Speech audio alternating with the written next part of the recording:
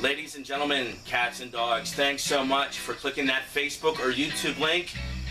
This is What Happened, and along with my co-host Emily Dean, we are going to be providing you NFL coverage that you just can't get anywhere else. Emily, say hi to YouTube and Facebook. Hello. Thank you, John. Thanks for being on the show. No problem. Okay, YouTube world. This show is meant to be fun, irreverent, and maybe even informative. We're here to have fun. So my co-producer, Anthony Gigliano, who is not on the show today, Anthony, I'm going to give you a free pass because you work, did some crack research and let me know that we can't even have opinions on the NFL. We can't say team names. So basically, I will be referring to this as the No Fun League.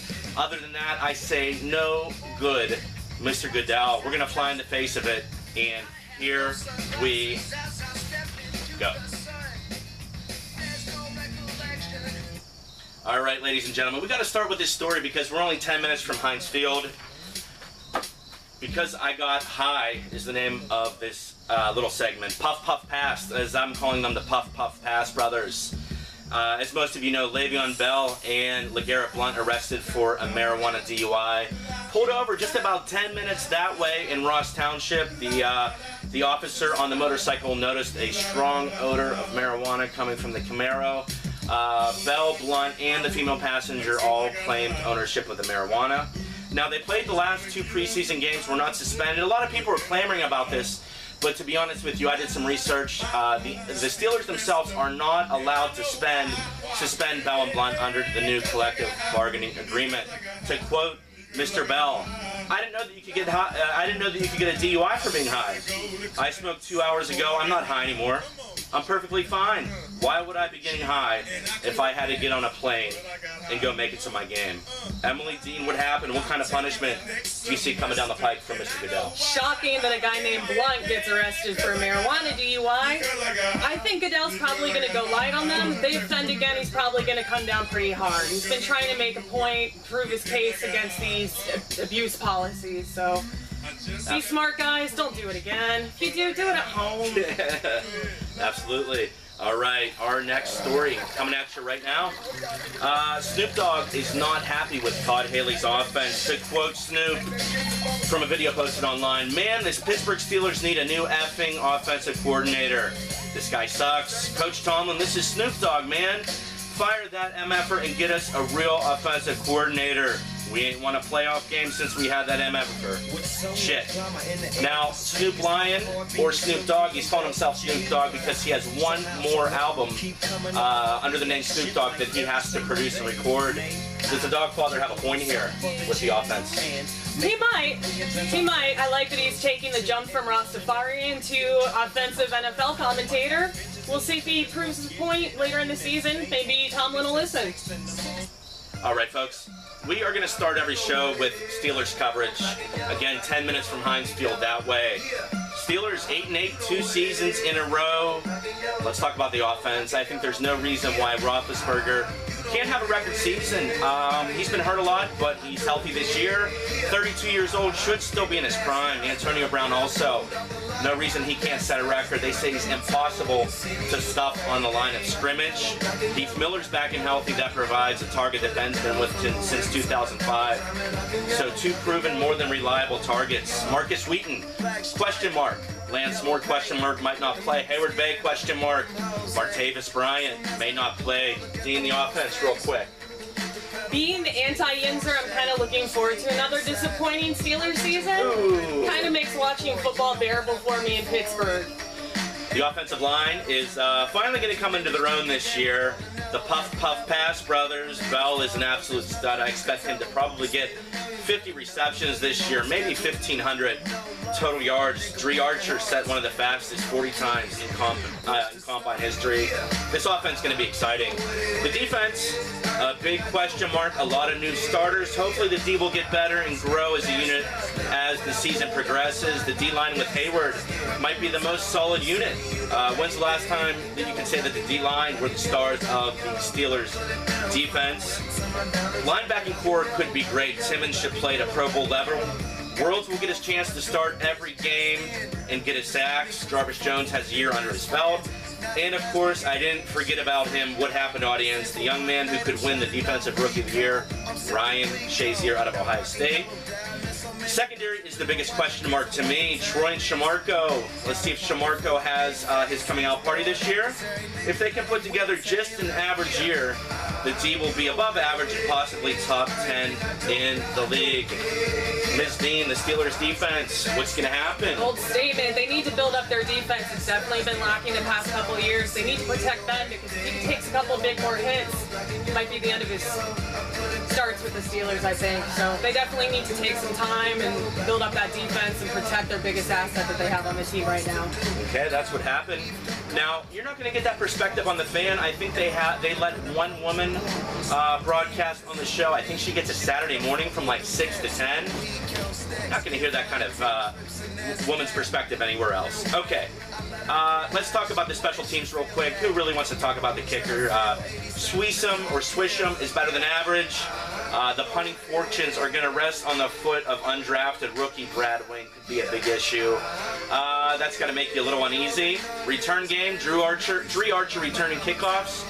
Probably Antonio Brown returning punts. I don't like it.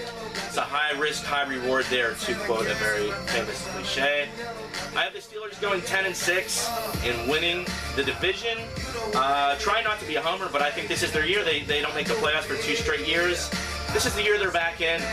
This team, Steelers record, what are they going to do? I think you might be a little optimistic there, John. I give them maybe 9 at best. Probably get in on a wild card, but I kind of like Cincinnati this year. Sneak in the wild card. Yeah. Okay, well, I think Steeler fans would be more than happy with that. Sneak in for the wild card and get a road game. Ladies and gentlemen, Emily Dean's favorite team is indeed the Minnesota Vikings. So, unfortunately, I queued up the Ride of the Valkyries. Now the Valkyrie is a female figure in Norse mythology. I don't really think there's any songs about Vikings. If you know a song about Vikings, send me a private message on Facebook and YouTube. We'll get it on. Okay, Minnesota in a minute. Emily Dean, the Vikings lost how many games in the final 2 or 3 minutes? The final 2 or 3 minutes last year for the Minnesota Vikings is unfortunately something they're very good at doing, is losing games last minute. They lost 4 last season in the final 2 minutes, and 1 that they lost the lead in where they tied with Green Bay.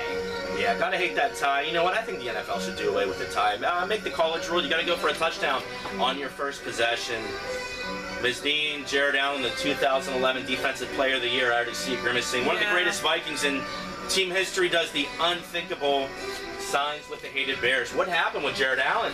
I think basically the Minnesota Vikings wanted to free up some salary cap room. He was free agent. They just didn't want to give him the money, so he had to go where he had to go. New coach Mike Zimmer, he was 6 seasons as the Cincinnati defensive coordinator. The air conditioning is on. What can we do, folks? We only got 1 shot at this. I don't even have a cameraman. So please just suspend disbelief. Bear with us. We're just going to talk a little bit louder. Thanks for watching. New coach Mike Zimmer. You like Cincinnati this year, 9th coach in Minnesota history. Thoughts on Mike Zimmer joining the club? I'm optimistic with having Zimmer. As much as I like Frazier, he just wasn't getting things done. Having Zimmer and now Norv Turner as our new offensive coordinator, I'm excited about things this year. Excellent. When will we see first-round draft pick Terry Bridgewater? I think they're going to start Castle until about week 5 and then probably pull him maybe halfway through the game. You're going to have Bridgewater as a starter starting week 6. Sounds reasonable. First-round draft pick out of Louisville.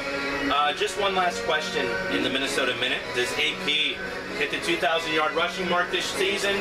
Possibly break Eric Dickerson's all-time mark of 2,105 rushing yards. Well, AP, the love of my life, has gone on record for the 2nd year in a row saying that his first possession of the regular season, he's going to make a touchdown, which he successfully did last year.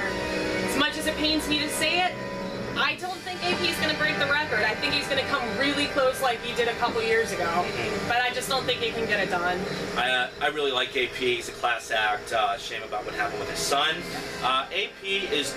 They said he's going to catch more passes this year, so 2,097 rushing yards in 2012 for AP. I think he comes short of the record. I'm going to put him at 1,800 yards. That's your Minnesota Minute. Now, ladies and gentlemen, there's going to be no intro music for this next story. Emily, domestic violence is no laughing matter. Let's start with what happened in the summer. Ray Rice arrested for felony aggravated assault. suspended 2 games, fined more than $500,000. He gets a standing ovation from Raven fans in his first preseason game he plays. And Emily Dean, What happened? what happened there? What happened? Goodell has gone on record to change the domestic abuse policy. I think it's good. I think it's a step in the right direction. However, I think he severely under-punished Ray Rice. He was only suspended for 2 games. There are people that have been suspended for more work than Ray Rice has based on what Ray Rice did with their comments. With the new policy, I like what they say, but the fact that it's geared towards women, it doesn't include domestic partnerships, same-sex, family disturbances, anything like that. I like it, but at the same time, domestic abuse is widely underreported, and I'm afraid now, under these constraints, that more women are going to be afraid to come out and say anything. Folks, is that not an excellent analysis? Where else are you going to get that? Not going to get it on the fan. That's from a woman's perspective on domestic violence. We're going to continue about this because this is a big story. I do agree with the under-punishment. Goodell admitted, and I quote, that he didn't get it right. He clearly responds with a new NFL domestic violence policy. 6-game suspension for the first offense. Original wording was a lifetime ban for the second offense. Now I'm seeing the new wording is indefinite suspension. Offenders can appeal after 1 year, no guarantee of reinstatement. Goodell, among the circumstances that would merit a more severe penalty would be a prior incident before joining the NFL or violence again involving a weapon, choking, repeated striking, or when the act is committed against a pregnant woman or in the presence of a child. So, you know there's gay players in the NFL. If a guy assaults his boyfriend, is the boyfriend, should he get less games because he assaulted a guy, not a woman? Emily brought that up. Now this applies to all NFL personnel, not just the players. San Francisco defensive end Ray McDonald arrested on felony domestic violence charges just about a week ago. You can hear the airplane. We're on a direct line to Moon Township Airport. Suspend disbelief. I don't know. Keep paying attention. Jim Harbaugh. I'll be very clear. Harbaugh said, per CSN Bay Area's Matt Mayako, you ask me how I feel about domestic violence. I can be very clear about that. If someone physically abuses a woman and or physically or mentally abuses or hurts a child, then there's no understanding. There's no tolerance for that. Asked if the 49ers would allow a player guilty of domestic violence to stay on the roster, Harbaugh answered, and quote, we would not. We can be very clear. There are going to be 2 principles at play here, Harbaugh said. One is, I'll speak for myself. I'll speak for the 49ers. Will not tolerate domestic violence. The second principle, we're firm believers in due process, and I ask for your understanding on those 2 principles. Emily Dean, last thoughts on the domestic violence policy, on what Harbaugh said. Do you think he's going to stick by his guns? I would like to think that Harbaugh would stick by his guns on this. The fact that he came out and said this publicly, I feel like he has to, or there's going to be a lot of backlash. Okay, excellent. All right, Michael Sam, haven't talked about him yet. The first openly gay player in NFL history. Signs with the Cowboys Wednesday. I'm not a huge Jerry Jones fan, but I applaud you, Mr. Jones, for picking him up. Sam says in response to his signing, it was a little longer than I expected. But you know what? I'm here now, and that's all that matters. Michael Sam, the Defensive Player of the Year in his conference. With the Big 12, was it? I believe so. Yeah, the Big 12 out of Missouri. Hard to believe that NFL teams, 32 teams, don't think that the Defensive Player of the Year can earn a spot on their team. Emily Dean, Michael Sam signing with the Cowboys. There are a lot of teams, and they said this even during the draft, a lot of teams were concerned with the media circus surrounding Michael Sam. However, there's more of a media circus surrounding Johnny Manziel, some of your other guys that have come out in recent years. So it does put a lot of teams off. I'm happy that Sam got picked up. I think they should concentrate more on his talent as opposed to what he's doing in his free time. The fact that he's picked up with the Cowboys picked him up kind of surprised me because it seems to be more of like a machismo All-American team. So I give them a lot of props for that. I think it was a good pickup for them. Yes. Okay, I'd like to introduce you to the What Happened technology. We don't have graphics. I don't have a cameraman that can zoom, can pan. So here is our What Happened technology. It's a flat screen, so you can kind of say maybe it's HD. Here it is, dry erase board. So our first prediction, Emily Dean, Michael Sam, how many sacks does he get in the 2014 season? I am going to, if he starts, because he's still on the practice squad. That's right. If he starts, he's still. I will say, I'll go with about 7. All right. 7. Very optimistic. I like it. Boy, I don't know if he gets to play. That's a question mark there. Right. But I tell you what, I'm rooting for him. Michael Sam, let's say 2.5 sacks for Michael Sam in the 2014 season. He did sack Manziel already. I enjoyed that. Yes, he did. Threw the money sign in Johnny's face. Here we go. Wes Welker, Denver Broncos wide receiver, suspended 4 games for testing positive for amphetamines. In an email that he sent to the Denver Post, Welker said that he was as shocked as everyone at the decision. Welker goes on to say, "I want to make one thing abundantly clear. I would never knowingly take a substance to gain a competitive advantage in any way," the email said. Welker, in the email to the Post, argued that the sample was tainted, but, and get this, said he does wonder whether someone put something in his drink at the Derby. Emily Dean, did you in fact slip something into Wes Welker's drink at the Kentucky Derby this year? I may have, because I wanted to see him make it rain, which he did. So thank you, Wes. Miley Cyrus playing here, talking about the Molly a little bit. Okay. What do you think Wes Welker would look like playing on amphetamines on the field? A lot better than he plays when he's concussed. That's absolutely. All right. Let's talk about Johnny Manziel. Yeah. I couldn't download the music from the Karate Kid. I want to do You're the Best Around. Don't have it. You know what? We're going to go without any music for Johnny Football. Okay. Johnny Football. Can anyone deny this guy's talent? Can anybody curb his bad behavior, though? Photographed in early July in a Vegas bathroom with drink on counter, rolling up a $20 bill, flipped the bird to Redskins players on the sideline and smacked with a $12,000 fine before even taking a regular season snap. I personally would cry a tear of joy if Johnny Manziel gets in against the Steelers in Week 1. I think it would be one of the greatest moments in Heinz Field history. Imagine the abuse that is going to rain down from the unwashed masses of Steelers fans. Don't be surprised if it happens. Steelers have a knack for injuring Browns players, especially at Heinz Field.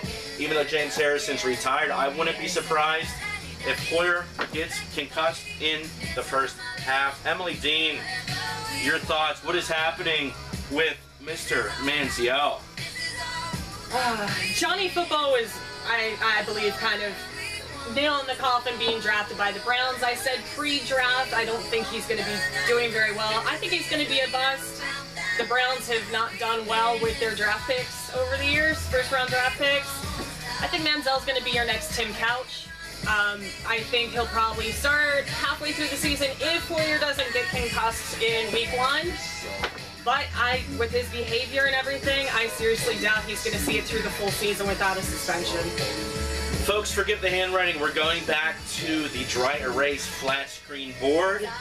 Thanks for staying tuned. This is your little jackpot slot on the slots. Thanks for staying tuned. We are going to go to our 2014 NFL predictions. Ladies first, let's start with the NFC because Emily Dean loves the Minnesota Vikings. I do.